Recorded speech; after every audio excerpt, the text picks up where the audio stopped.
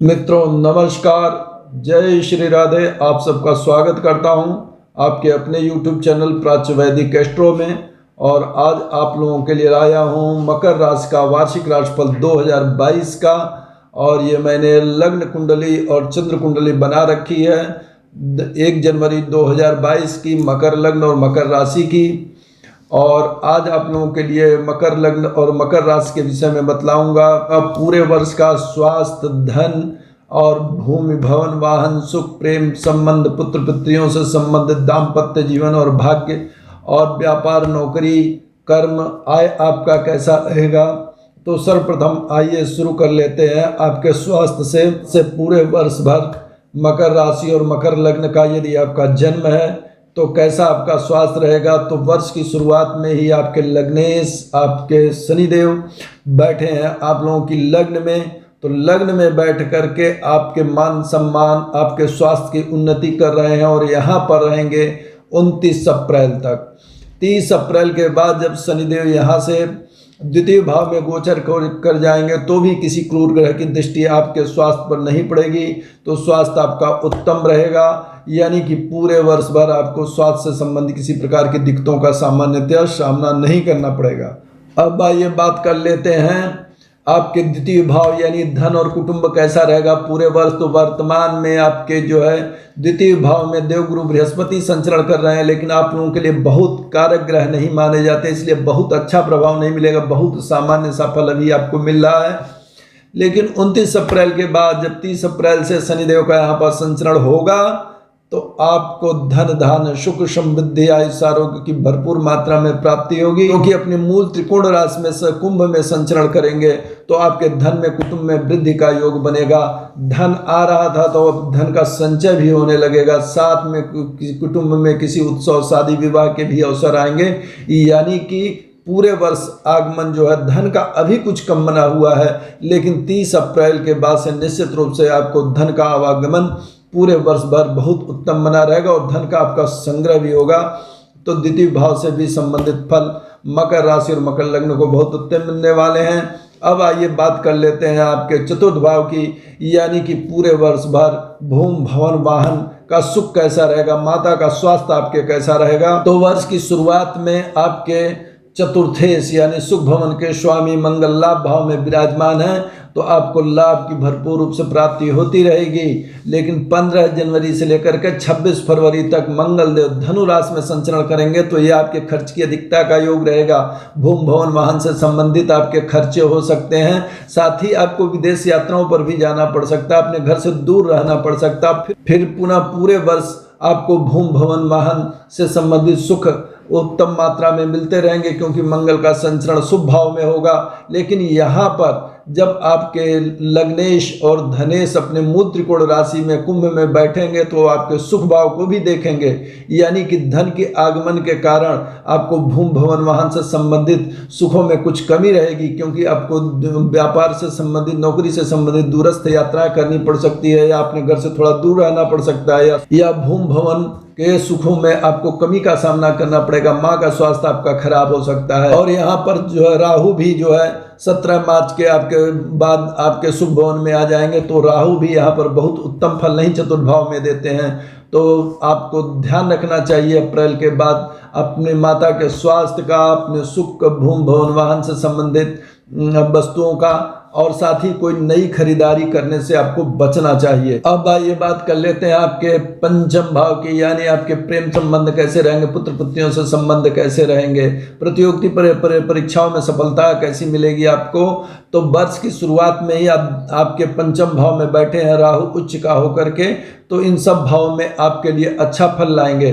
लेकिन शुक्र देव वर्तमान में जो गोचर कर रहे हैं वो आपकी राशि से व्यय भाव में गोचर कर रहे हैं, यानी कि धनु राशि में जो है फरवरी तक जो है लगभग गोचर होता रहेगा शुक्र देव का।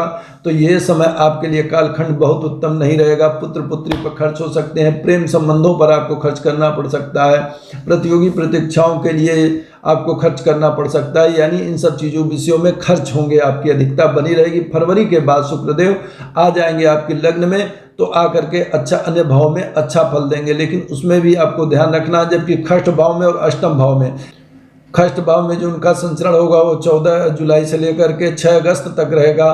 तो इस अवधि में आपको सावधान रहना है।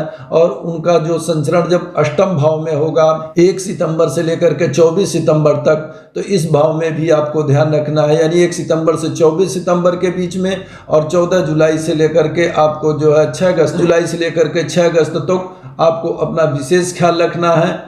और साथ में प्रेम संबंधों का इस समय में ध्यान रखें। प्रतियोगी परीक्षाओं में विशेष श्रम करें। साथ ही साथ पुत्र पुत्रियों से रिलेशन को बना करके रखें। जनता में अपनी लोकप्रियता को न खराब होने दें।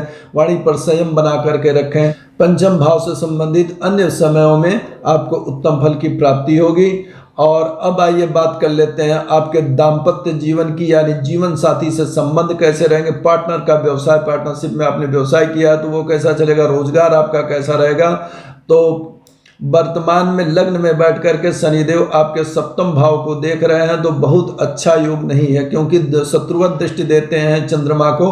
तो ये बहुत अच्छा समय नहीं चल रहा है। छोटे रोजगार यदि आप करते हैं तो आपको कुछ न कुछ समस्याओं का वर्तमान में सामना करना पड़ रहा है। लेकिन 29 अप्रैल के बाद जब शनिदेव यहाँ से हट जाएंगे तो आपको निश्चित रूप से जो है आपके रोजगार में वृद्धि होने लगेगी। साथ ही साथ जब 13 अप्रैल से देवगुरु बृहस्पति मीन राशि में आ जाएंगे तो वे अपनी उच्चतम दृष्टि आपके सप्तम भाव पर देंगे। सप्तम भाव पर जब दृष्टि देंगे तो ये देवगुरु बृहस्पति का देखना अब बहुत ही अमृतमय होता है। और साथ ही उच्चतम दृष्टि प्रदान करेंगे तो आप अपने पराक्रम से, बाह्य संबंधों के माध्यम से अब निश्चित रूप से अपने रोजगार को नई ऊंचाइयां प्रदान करेंगे। जीवन साथी से संबंध मधुर हो जाएंगे। यदि अभी तक आपका विवाह नहीं हुआ है तो विवाह के लिए भी उत्तम अवसर है, क्योंकि देवगुरु बृहस्पति उच्चतम दृष्टि दे रहे हैं। खास करके लड़कियों के लिए जो मकर राशि या मकर लग्न की हैं, यानी अभी तक उपयुक्त कोई वर नहीं मिला है, तो इस अवधि में जो कि पूरे वर्ष भर बना रहेगा 13 अप्रैल के बाद से, तो निश्चित रूप से सफलता मिलेगी। और उस शादी जो विवाह होगा वह उत्तम होगा, क्योंकि देवगुरु बृहस्पति की अमृतमयी और उच्चतम दृष्टि आपके सप्तम भाव पर पड़ रही है। भाग्य भाव पर देवगुरु बृहस्पति की दृष्टि पड़ेगी, यानी कि भाग्य भी जागृत रहेगा। और सप्तम भाव से रोजगार से संबंधित भी आपको सारे लाभ पूरे वर्ष बहुत ही अच्छे मिलते रहेंगे। यानी कि 13 अप्रैल तक तो जो फल है वो थोड़ा मध्यम है, लेकिन 13 अप्रैल के बाद दाम्पत्य से सुख से संबंधित भाव और आपके भाग्य भाव में बहुत ही वृद्धि होगी। अब आइए बात कर लेते हैं भाग्य की। तो भाग्य के स्वामी हैं आपके बुध, और वर्तमान में आपकी लग्न में ही लग्नेश के साथ संचरण कर रहे हैं। तो यानी पूरे वर्ष भाग्य जागृत रखेंगे। और साथ ही इस साथ जब देवगुरु बृहस्पति आप द्वितीय भाव से हट करके तृतीय भाव में आएंगे तो पराक्रम में बैठ जाएंगे और नवम भाव को आपको दृष्टि देंगे। तो यानी देवगुरु बृहस्पति का नवम में बैठना, उनका नवम भाव को देखना बहुत ही शुभ माना जाता है। अभी पीछे मैंने बतलाया है। तो भाग्य भाव पर जब देवगुरु बृहस्पति की दृष्टि 13 अप्रैल के बाद से पड़ने लगेगी तो ये आपके और अधिक सौभाग्य का समय होगा। आपको भाग्य से सब प्रकार की जो है सुख और समृद्धि, आयुष आरोग्य प्राप्त होगा। साथ ही विदेश यात्राएं आप कर सकते हैं। अगर बाहर जाना चाहते हैं तो ये अवसर आपके लिए बहुत अच्छा रहेगा। एक्सपोर्ट इंपोर्ट का व्यवसाय अगर आप करते हैं और तो भी आपको इसमें बहुत ही तरक्की देखने को मिलेगी। साथ ही विदेश यात्राओं से आपको लाभ होगा। यदि जो विद्यार्थी हैं बाहर जाकर के नौकरी करना चाहते हैं उनके लिए भी शुभ अवसर है। यानी आप यदि कोई भी व्यक्ति है जो मकर राशि और मकर लग्न वाले हैं विदेश जाकर के नौकरी करना चाहते हैं तो उनके लिए शुभ अवसर जो है आपको 13 अप्रैल के बाद पूरे वर्ष भर बना रहेगा। यानी कि भाग्य भी पूरे वर्ष आपका साथ देगा। अब आइए बात कर लेते हैं आपके दसम भाव की, यानी नौकरी, व्यापार, राज्य से मान सम्मान आपका पूरे वर्ष कैसा रहेगा। तो मित्रों अभी आप देख सकते हैं कि आपके लग्नेश बैठे हुए हैं लग्न में ही और दसम भाव को उच्चतम दृष्टि दे रहे हैं। यानी कि 29 अप्रैल तक तो लग्न में बैठ करके खुद शनि ही जहां दसम भाव को उच्चतम दृष्टि दे रहे हैं। तो निश्चित रूप से वर्तमान में तो आपका कारोबार, व्यवसाय बहुत अच्छा चलेगा। अगर बड़ी इंडस्ट्रीज है आपकी तो बहुत उत्तम अच्छे ढंग से चलेगी, क्योंकि शनिदेव देख रहे हैं और साथ ही साथ अपनी उच्चतम दृष्टि दे रहे हैं तुला में। तो बहुत ही बढ़िया, नौकरी के लिए भी ये बहुत उत्तम अवसर है। साथ ही साथ अगर विद्यार्थी नौकरी प्राप्त करना चाहते हैं तो 29 अप्रैल तक का समय आपके लिए बहुत ही अच्छा और उत्तम बना रहेगा, क्योंकि लग्नेश स्वयं देख रहे हैं दसम भाव को। लेकिन 29 अप्रैल के बाद से जब शनिदेव यहाँ से हट जाएंगे और साथ ही साथ 17 मार्च के बाद से राहु का आगमन हो जाएगा आपके चतुर्थ भाव में और केतु आपके बैठ जाएंगे दसम भाव में। तो ये समय कुछ बहुत अच्छा नहीं रहेगा। व्यवसाय को और या नौकरी कर रहे हैं तो आपको ध्यान रखना चाहिए, अपना व्यवसाय, व्यापार या नौकरी बदलना नहीं चाहिए इस पीरियड में। यदि आपको अभी नौकरी बदलना है, आप शिफ्ट करना चाहते हैं, किसी दूसरी कंपनी में जाना चाहते हैं या नौकरी में किसी अन्य प्रकार के रिस्क लेना चाहते हैं, तो आप 29 अप्रैल से पहले ही इस कार्य को पूरा कर लें। 29 अप्रैल के बाद से इस तरह का रिस्क न लें। पूरे वर्ष भर राहु की और केतु के कारण आपको आपका व्यापार या नौकरी में कुछ न कुछ समस्याएं थोड़ी बहुत निश्चित रूप से आती रहेंगी। तो आपको करना ये चाहिए कि जो भी रिस्क वाले काम हैं व्यापार में, नौकरी में, 29 अप्रैल से पूर्व कर लें। और उसके बाद वर्ष भर जो भी व्यवसाय आप करते हैं कभी भी उस व्यवसाय को डिस्टर्ब ना करें, उसी व्यवसाय के साथ, उसी नौकरी के साथ पूरे वर्ष बने रहें। ये आपके लिए बहुत ही उत्तम होगा।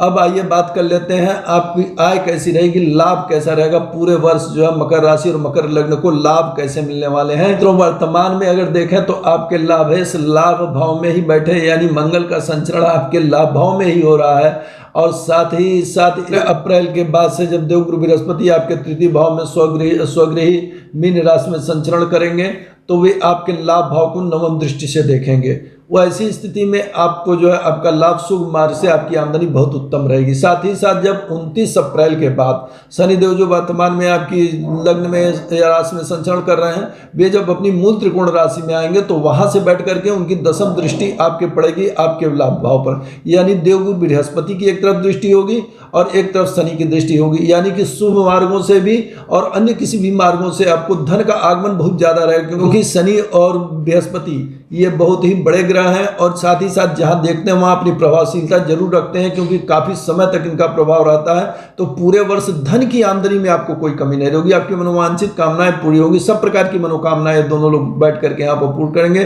तो यानी देखा जाए पूरे वर्ष तो मकर लग्न और मकर राशि पर देवगुरु बृहस्पति की भी कृपा हो रही है और शनि देव की भी विशेष कृपा आप पर बनी हुई है। तो दोनों ही ग्रह मिल करके मकर राशि पर बड़ी कृपा बनाए हुए हैं और मेरा आशीर्वाद है राधा रानी की कृपा आप लोगों पर बनी रहे। अगली वीडियो में मिलता हूं कुंभ राशि और कुंभ लग्न का वार्षिक राशिफल लेकर के। तब तक के लिए मुझे दीजिए आज्ञा। नमस्कार। जय श्री राधे।